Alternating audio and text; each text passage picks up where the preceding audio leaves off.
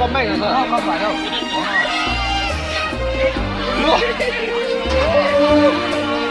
Trời hả? Bay vậy hả? Ở đâu nào? Sao hả? Sao?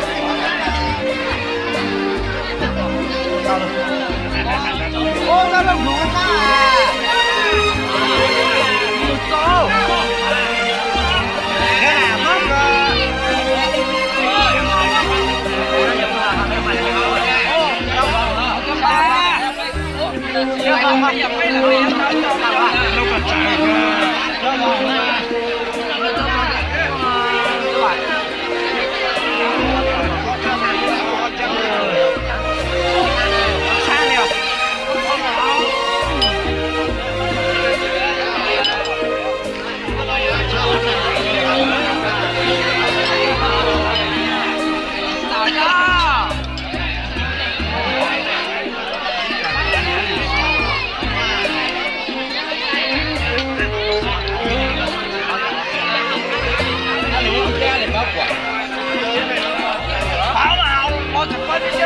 Hao luôn, dài lắm mà hao, bao giờ mà dài hao lắm nhỉ, mà chơi nó dữ.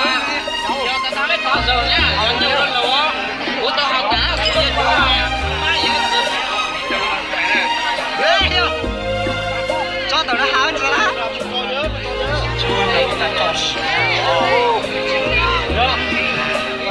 Có phải ra mà nó cho 100 mét ra. Cho 100 mét tiếp là có lấy cái gà.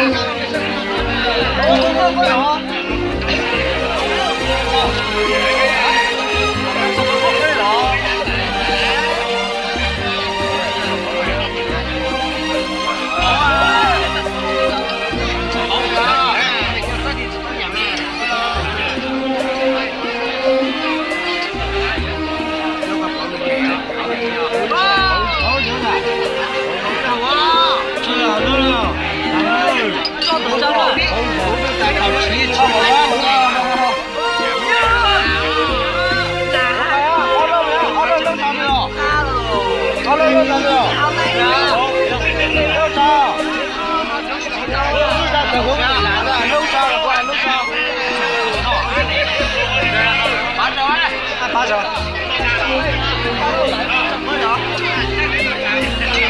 Chú cho thì cho gì đâu.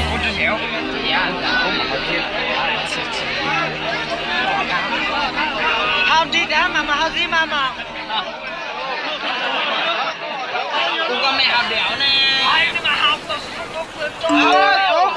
Sáng nay tự dưng một dòng tin ông ba ơi dậy đi. Ôi sao thấy anh hạnh phúc qua đi.